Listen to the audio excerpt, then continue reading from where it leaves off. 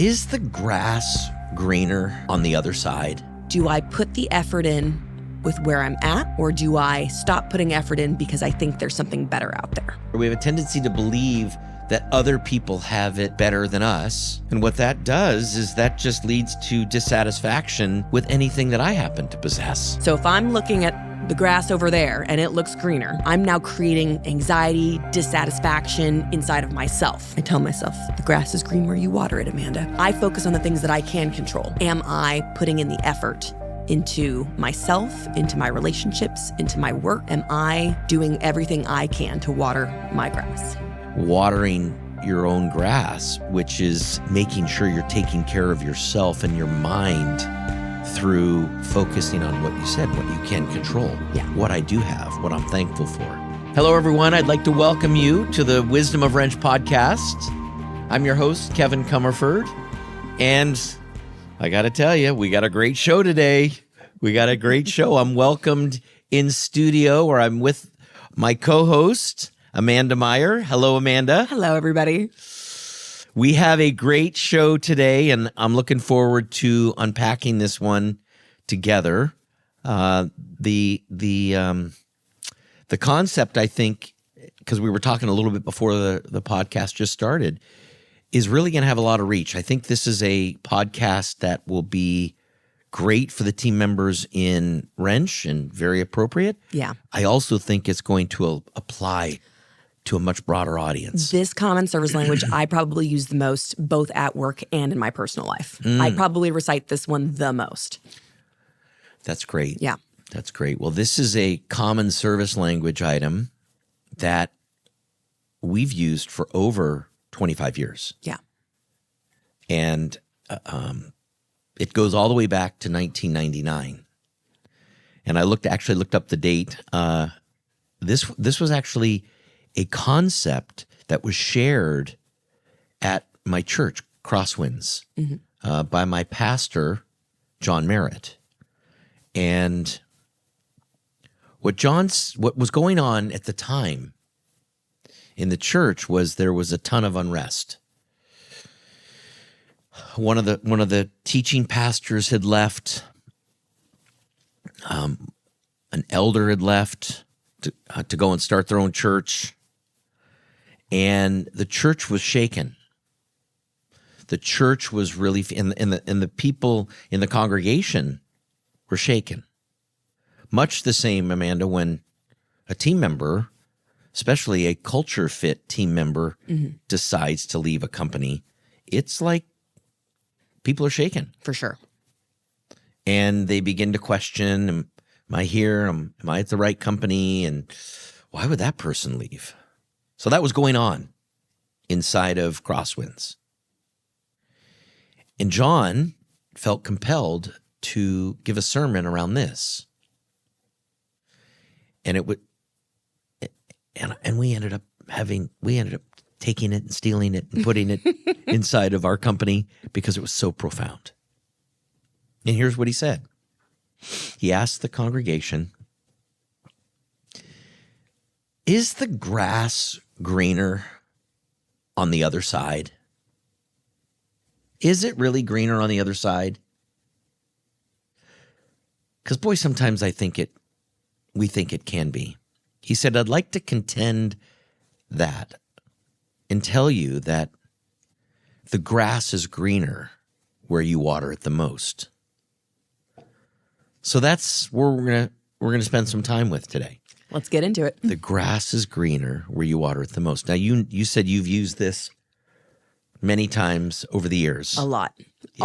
Always either work context, personal context. It can be about wanting something that you don't have. It can be about wanting something that someone else has.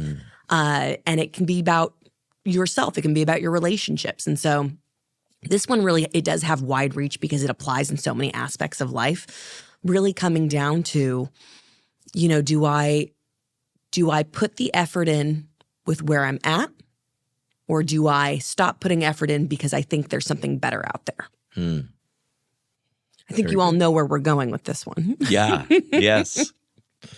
So let me continue on a little bit more with what John was sharing. He was saying this is what I got. It's time to go to work on your relationships and on your connections inside of the church. It's time to go to work on the well-being of the church, the culture of the church.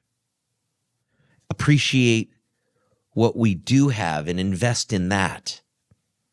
Because like I said earlier, we have a tendency to believe that other people have it better than us. And what that does is that just leads to dissatisfaction with anything that I happen to possess. Yes. And do I want that? No.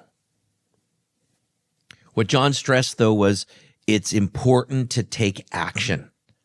Like, action is the antidote to anxiety. Mm-hmm. Action is the antidote to depression. Take action, because there's a direct correlation to your results with the energy that you put in, or your results. Like, you will be able to see your results based on the energy that you put in and the action that you take. So that was many, many years ago. In preparing for this podcast, Amanda, I reached out to John on Monday. John's he's now no longer at Crosswinds. He retired from Crosswinds. Actually, he refired. He made sure that I shared that. And meaning he refired. He's still doing some coaching, still working with pastors, still doing speaking, living in Minnesota. Like I said, incredibly inspirational man.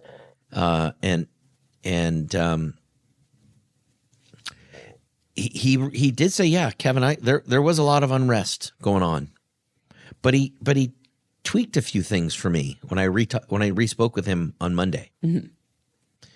And I'll share it, and then I'd like you to expand on it a little bit, because he said what I was after for our congregation was I was wanting to stress to the people in the audience how important it is to take care of yourself in times like this, when there's a ton of unrest, mm-hmm. when there's a ton of anxiety. And he put it in these words on Monday. He said, I wanted people to be sure that they were watering their own soul. They're watering their own grass. And if that means you need to take rest, if that means you need to do some self-soothing techniques that you do, maybe breathing, whatever it is, so that your soul is healthy. And when you're faced with maybe somebody looking to lure you away, you can make a good decision. You can be better equipped to handle that non-emotionally. Mm-hmm. And he said this. He said, because people may leave, and that's okay. He's like, what I wanted, though, was I wanted people to make sure that they were in a good place mentally and emotionally when they were making that decision, whether they were going to stay at mm-hmm. Crosswinds or leave. Well, let's talk about it. Yeah. Well, I think right out of the gate, very similar to some previous podcasts that we've talked about, it's important that when we make decisions, when we have important conversations, that we are in a balanced place emotionally. So to John's point, when we take care of ourselves and we make sure that we are centered, that we are balanced, that we're at peace, those things are so important because they allow us to make smart, balanced decisions. And we can make decisions like, do I want to go to the new grass? Yeah. So to speak. Yeah. So because it looks good. Yeah, it looks good. It looks good from here. Yeah. I know when I think about watering my own soul, when we talk about, anxiety, and the antidote to anxiety is action. For me, I know that the thing that helps is focusing on the things that I can control. So if I'm looking at the grass over there and it looks greener, that's anxiety, right? I'm now creating anxiety, dissatisfaction inside of myself when I start to make that comparison. So the important thing that I do for myself, I tell myself, the grass is green where you water it, Amanda. I focus on the things that I can control. Well, am I watering my soul? Am I doing everything that I can do? Am I in control of the things that I can control? Am I putting in the effort into myself, into my relationships, into my work, into my coworkers? Am I putting that effort in? Am I doing everything I can to water my grass? Yeah, that's good. What are some of the things, Amanda, that you do to make sure that you're taking care of Amanda? Exercise is always the first one, right? So I find that feeling healthy, right? Feeling healthy is super important because it affects everything, right? It affects your energy. It affects your mental well-being. I've always been a fan of movement as medicine, right? Like even when I was 40 weeks pregnant, I was exercising as much as I possibly could because it was the only thing that made me feel better and feel, energized about going to work and everything. And so feeling healthy, I think, is a really important way to take care of yourself because you just perform better on a personal level, on an emotional level. You are better to the people around you when you feel good about yourself. So feeling healthy, I think, really important. The next thing is I'm always assessing the relationship I have with myself. What are the things that I'm telling myself? What are the truths that I'm putting out there to myself? What are the things what's the narrative I'm creating for myself on a daily basis? If I wake up and I say, oh, today's going to be a terrible day. I'm feeling awful. I'm probably getting sick. Oh, Lucy's going to be a pain today. She's not feeling well. If I start to give myself that narrative, that's just what my day is going to become. I've opened my day with that mindset. I'm telling myself I don't feel good. I'm telling myself it's going to be a bad day. So the next thing I always check in on is what's the story I'm telling Amanda? What's the relationship I have with myself? And what is that story? Similar to your affirmations, I think, right? So the story needs to be, it needs to be what I want it to be, right? So, and it can be whatever I want it to be. So, when I wake up, today's going to be a great day. I always have to open with that, right? Today's going to be a great day. I'm so excited to be here this morning, whatever it is, right? I'm going to get these things done today. Lucy's going to have a good day at school today. Wayne's going to have a great day at work today. Nikisha's going to kill it in the call center, right? Daniel's going to kill it on the reports today. Like whatever it is that I know that I've got going on, whatever it is that I know that I can affect and touch at a what I can control level. I want to make sure that's the narrative that I'm telling myself because then I can go out and support those things and do those things. Because the next thing is the relationships that I have. Yes. Right? That's the next thing is now I'm checking in on the relationships that I have, which is how am I watering the grass that is our relationship? What am I doing to make sure that I'm nurturing our relationship? What am I doing to make sure that I'm supporting my team members? What am I doing to make sure that I have a strong connection with the other managers in the company? So I find that those three things so fundamental to any person, I think, right? Your health, your personal health, physical health, then your emotional health with yourself, and then your relationships. I think that's, in terms of far reach, I think that reaches everybody. That's great. You mentioned something that the self-talk that you do, and I think for me, it in what you said is it ties into appreciation. And John made that point. Yeah, that appreciating and just waking up every day and being thankful for what I do have. I know it's so easy to say, yet it is just a habit. To me, it's a success habit. If you can wake up every day, if I can wake up every day and just focus on what I have, what I appreciate, what I'm thankful for. Hey, we did a podcast on this. Yet it's funny how it shows up again around this watering your own grass, which is making sure you're taking care of yourself and your mind through focusing on what you said, what you can control, what I do have, what I'm thankful for. For sure. Yeah. And I think in addition to appreciation, I think the story you tell yourself also, it informs your ability. Would you mind sharing your flexibility story? Yeah. Because I think that's probably a great example. It's a very easy example. Yes, I think the one you're talking about is how unflexible I was for many years. Yes.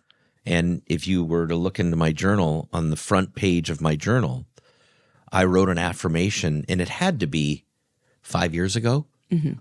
Super unflexible, Amanda. I had been told that I needed to stretch for years and years and years.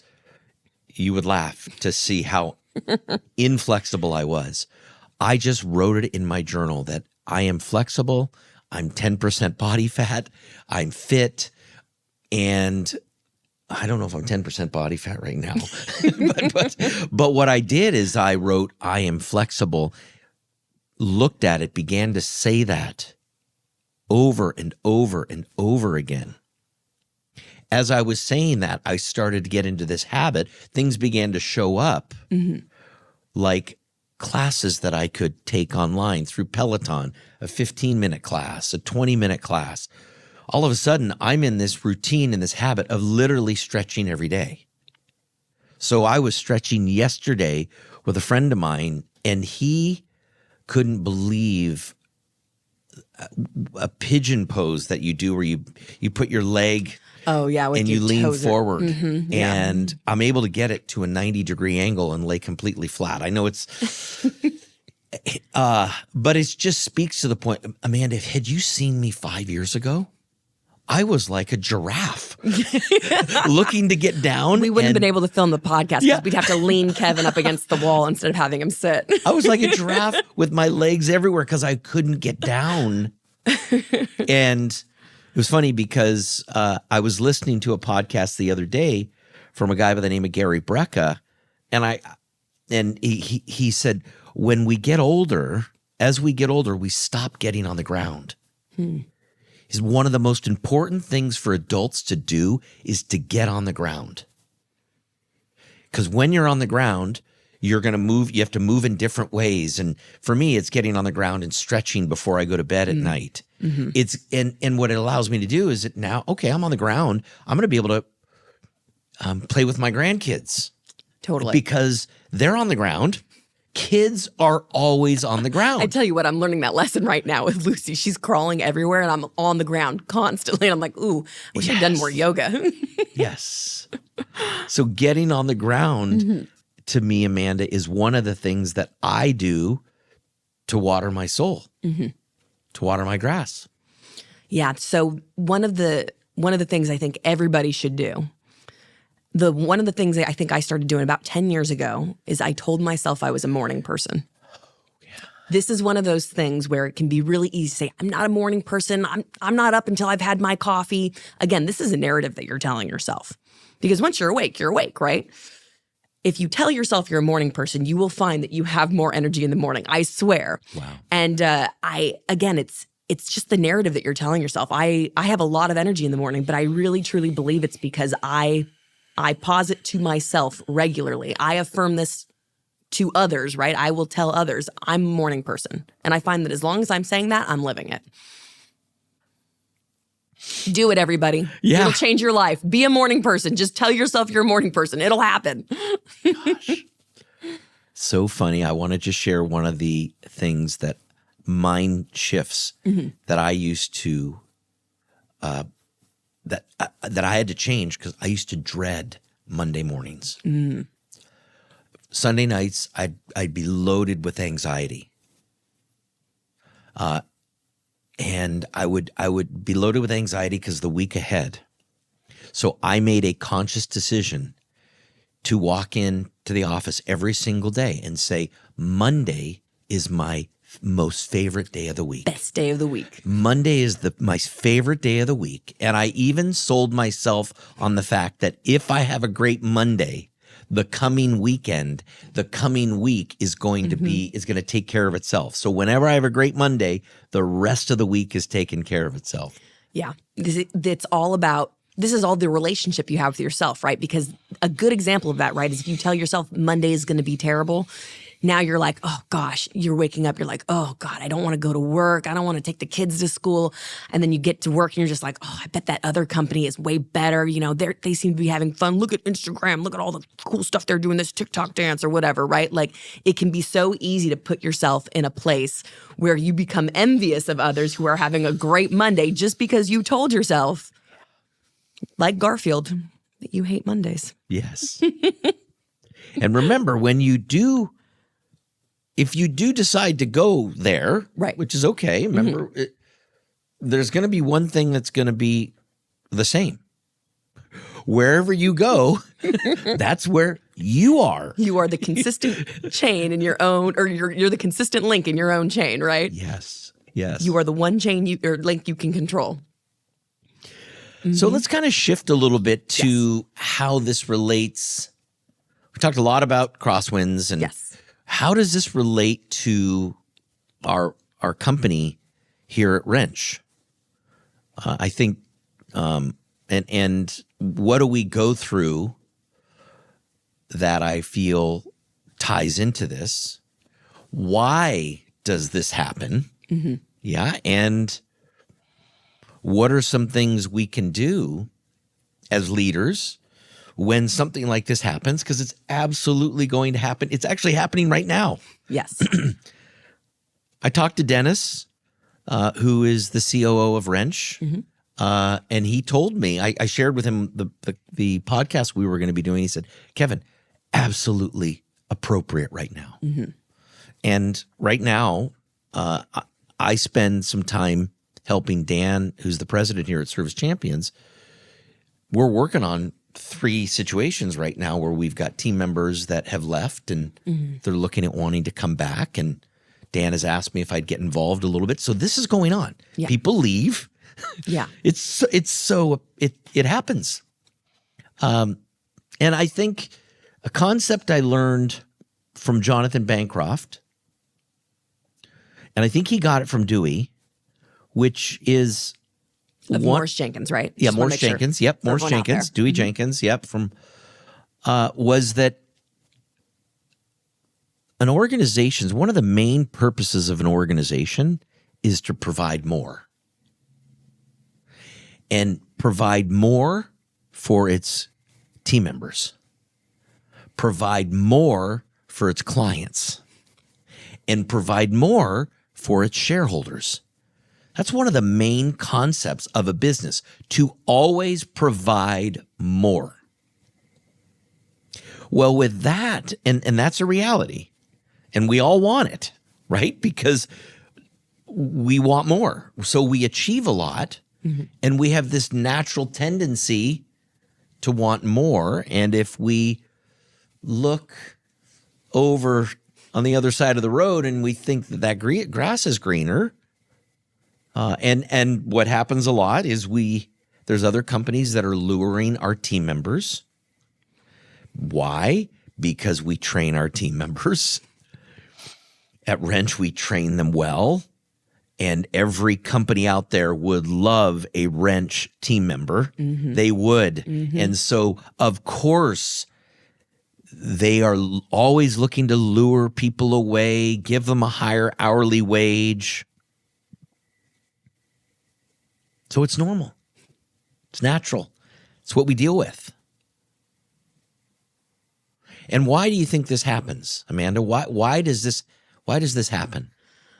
Well, I think in many cases it's the natural curiosity, right? It's you want to know what's going on the other side of this. Do you want to peek over the fence and be like, what's going on over there? What's happening? I get that. And especially if you've got people reaching out to you, you're probably feeling a little good about yourself, right? A little bit of that disease in me where you're like, oh, I must have my lawn must look pretty good. Yes. If people are peeking over the fence to look at me. Yes. I'm going to peek over there. So I think it's natural. It's natural to be curious. Very natural. And so what I'm hearing you say, because you put the word natural in there, I think it's more of an understanding, an awareness that this is going to happen. Yes. So if I'm looking to fight it, let it go. Forget it, Kev. No, Right. you it's like willpower. I don't have any willpower. So I need to protect Kevin against Kevin. So I just need to be aware that when this is happening, I can look to guard against it. And a couple of things can come to mind. And a couple of things that come to mind, which is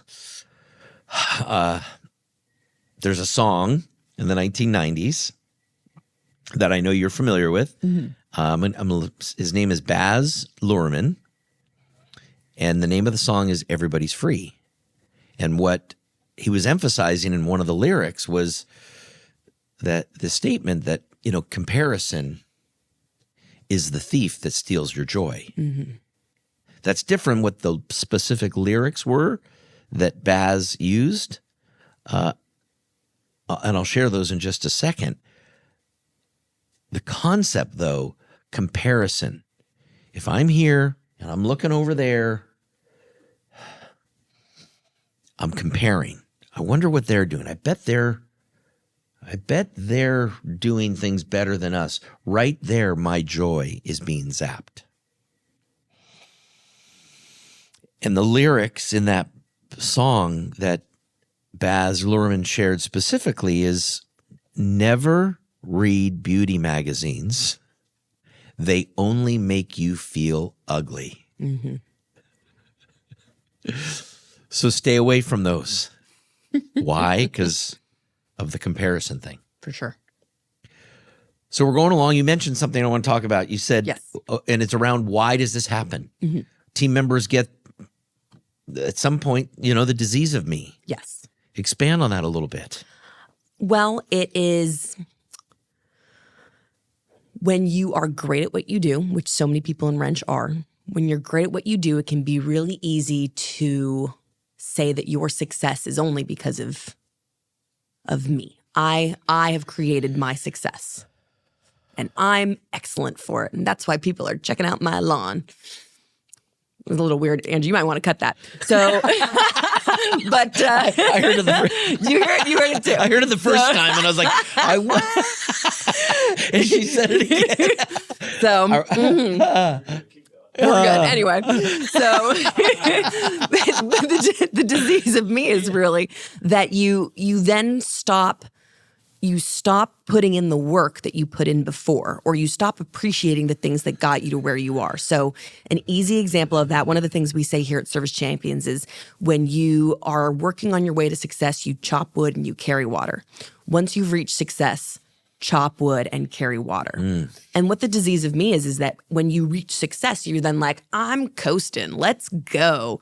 And you will then, again, very naturally start to let off the gas a little bit.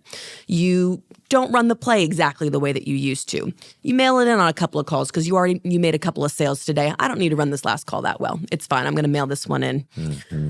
It's a dangerous place to be in because when we let that success go to our heads, we inevitably will lose that success. And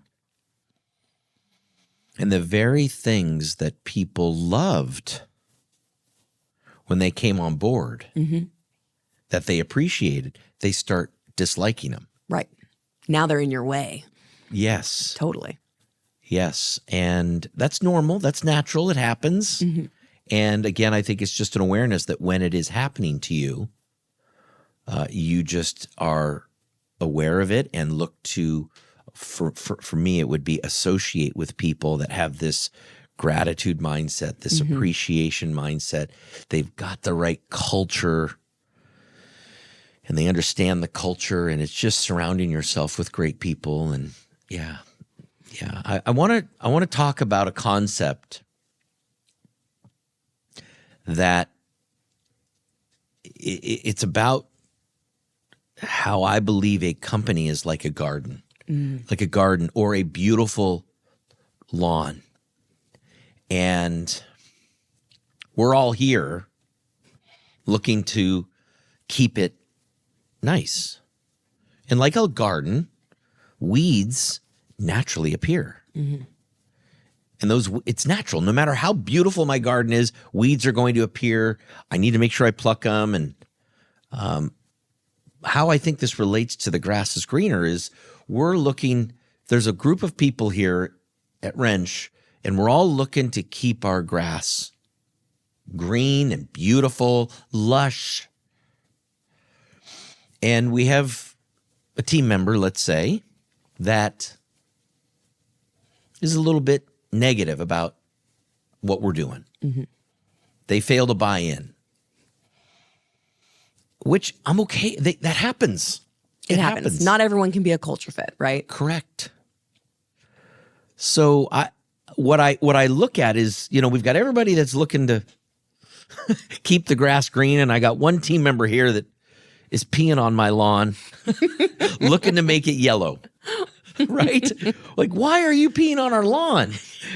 Right? Because it's like, I'm okay if a team member struggles to buy in and, maybe they think the core values are silly, or maybe they think just our culture is kind of voodoo and, drink the Kool-Aid. And a bunch of wackadoos. Yeah, exactly.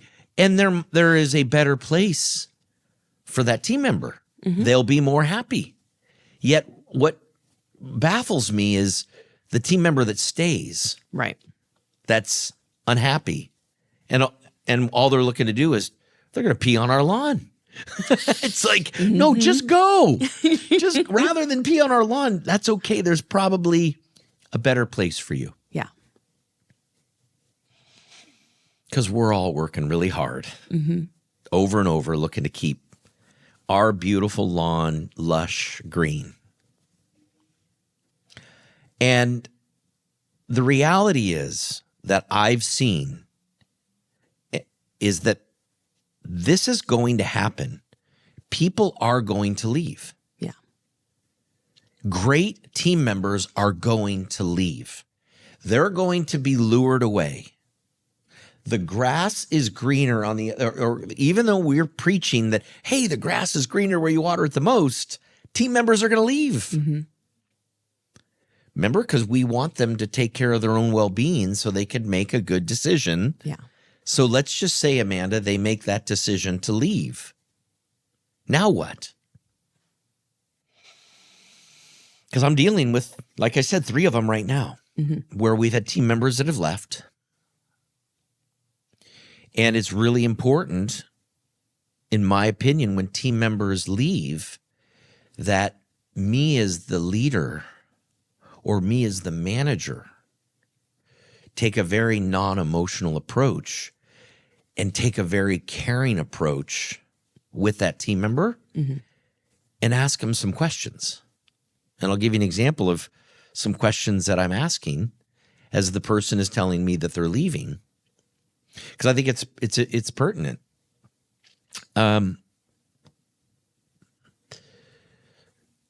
So I believe that if someone is leaving and they've made the decision to leave, you have to genuinely show care. And in this particular case, it was a service technician that was leaving to go. They got $3 or $4 an hour more. Okay, and so they made the decision to leave. And so I'm talking to this technician and I'm saying to them, hey, do you get an opportunity to interview with the owner? Because you're going into a company, it's going to be a smaller company, you told me. Do you get an opportunity to interview the owner? Oh, yeah. Okay. So I just want, and by the way, I was on speakerphone with he and his wife when we were talking. Yeah. And I said, hey, when you get a chance, when you're interviewing with this owner, make sure you ask them how many maintenance agreements that they have. And how are they going to keep you busy in January, February, and March, maybe some of April? How are they going to keep you busy in October and November when, we have no help from Mother Nature? And also ask them, what do they plan to spend in marketing? Because they're going to need to be spending 10, 12, maybe 15% of their total revenue if they have very few maintenance agreements. Right. They're going to have to, and are they spending that on service marketing rather than on replacement advertising? So these were just questions that I was asking him just to look to plant seeds in his mind with the intent to help him. Right. Go and ask this question. Now, does he have the courage to go do that? No. I know after that conversation, he thanked me and he's like, wow, those were questions I didn't even think about. Like how much marketing they're spending and are they spending on service marketing? Like he didn't even know to ask that question. So those are things that I can help him with before he makes this jump. So he decided to leave. And one of the things, Amanda, that I heard, and this is where I'd like you to share a little bit, is when one of the managers that he talked to at our company before he left kind of threatened him and said, hey, if you leave, you'll never be welcome back here. What? You'll never be welcome back here. So completely close the door. Now, if you're a team member and you get said that, what are you thinking? Well, one, that manager's being very dramatic. It sounds like something out of a soap opera. But two, well, I don't even want to be here anymore. You're going to be like that with me?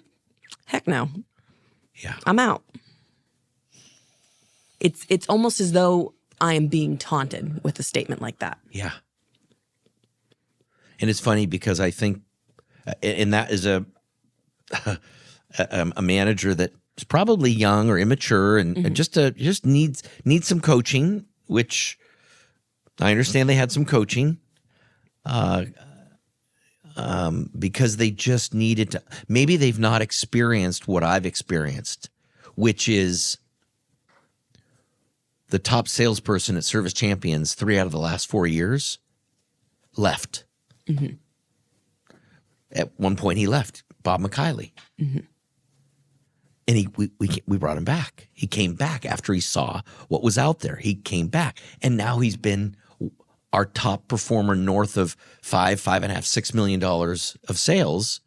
Had I said to Bob, if you leave, you'll never be welcome back. I always say things like, look, the way that you've left is very, very professional. I want you to know you're always going to be a friend of the company.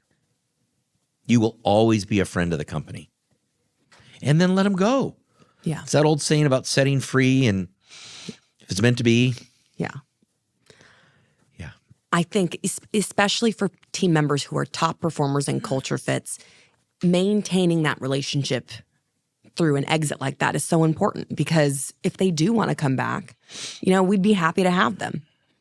They've never done anything to pee on our lawn, right? And I know one of the things that's important to you is if someone leaves, we just want them to be a better person for having worked here. Yeah. If we send good people out into the world, we're doing a good thing. That's what these podcasts are all about, right? Is just being it's being better to yourself, it's being better to those around you. And if we can have provided that service, then we've done a service. Yeah. And so always coming back to gratitude, right? Which is I'm thankful for the time that we had together. And I'm going to be thankful that you are now going to make other people's lives better. So good. And all great things are eventually going to come to an end. Yeah. So that relationship with that team member is going to come to an end at some point. The relationship that the team member has with the company. So if it's this year, make it nice, make it pleasant. If it's 5 years from now, it's always going to come to an end. It is. All great things always do. And you just brought up something that I learned from Walt Disney.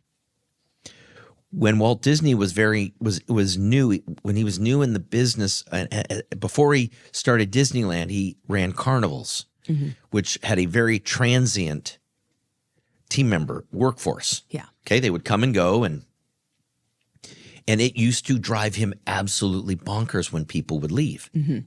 Like, he hated Mondays, right? But he had a Monday mind shift. Yeah. He just had a mind shift where he began to look at team members and their time at his company a different way, which was, and we've taken this, which is, okay, if the team member that came to work at Disneyland was better for society after they leave, because of their time at Disneyland, we've done our job.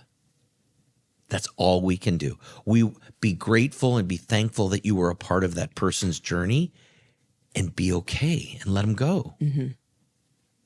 And it's okay. Now, the other thing we need to talk about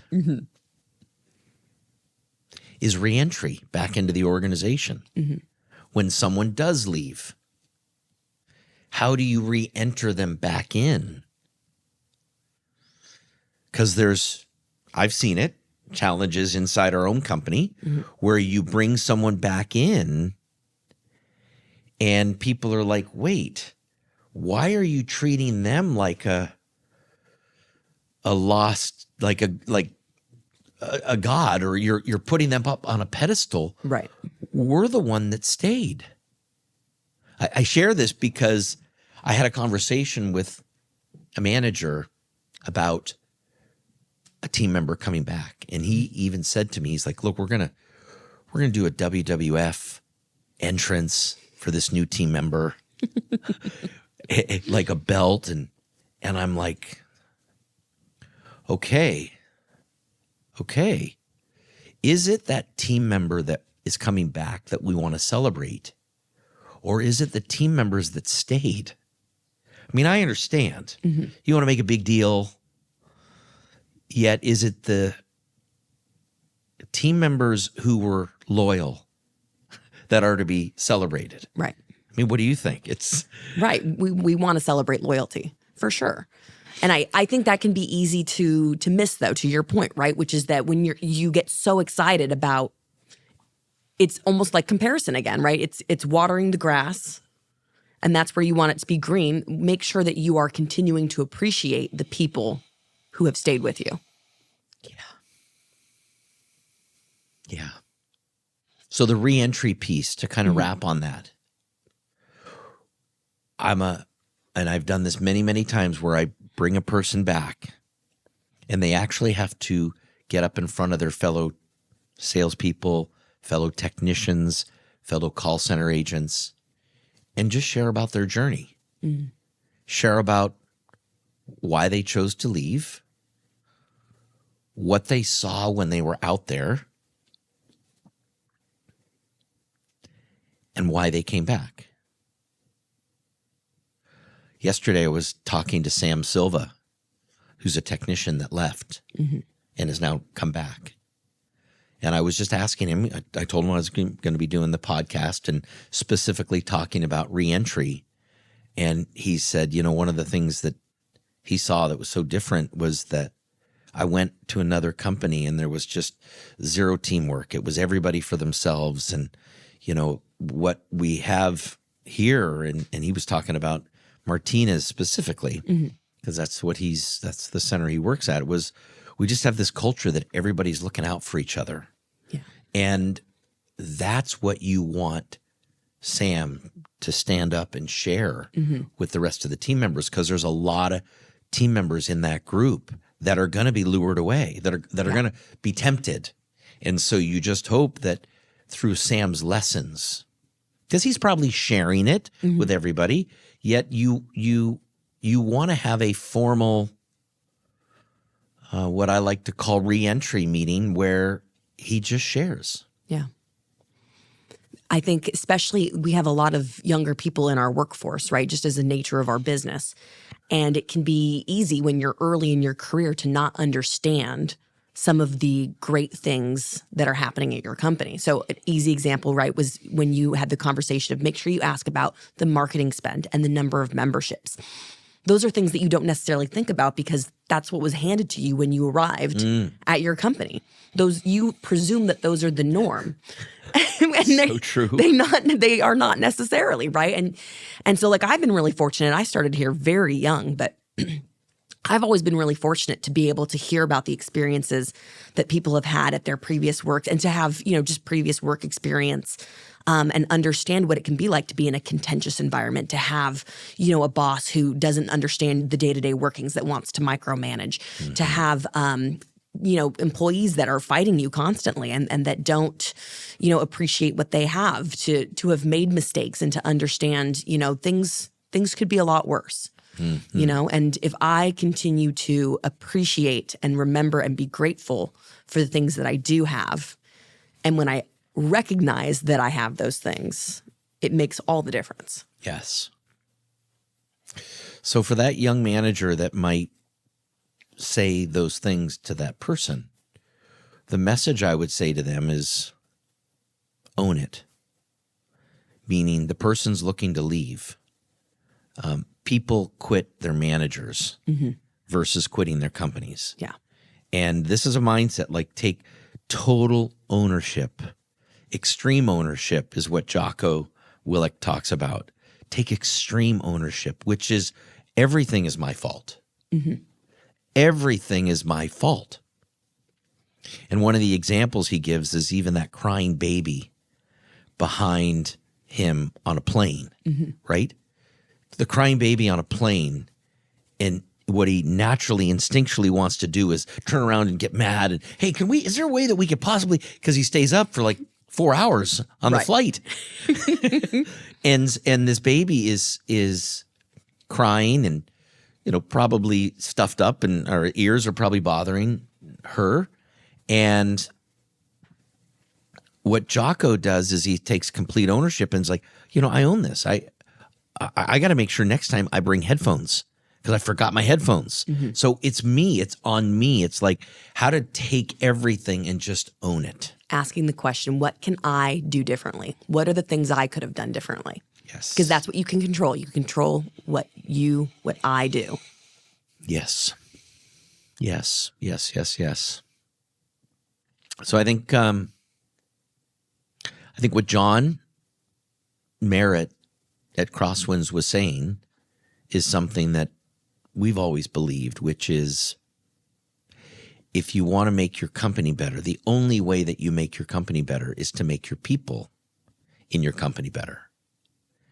And one of the key things to make your people better is to make sure they know that they need to take care of themselves. They take care of their own well-being, take care of their rest, work hard at what they do for sure. And it's that saying that if you want to make a living, work hard at your job. If you want to make a killing, go ahead. Work hard on yourself. Yeah, if you want to become wealthy, work hard on yourself. Yeah. And yeah, I think that to me, Amanda, is right in line with what we always talk about, which is always making your future bigger than your past. And as we wrap up each one of these culture episodes and talk about these common service language items, this one in particular, which is the grass is greener where you water it the most, I think it's very appropriate that we sign off with how we always sign off, which is always make your future bigger than your past. Always look to continue to work on yourself. So Amanda, ladies and gentlemen, here's to a bigger future. Thank you very much.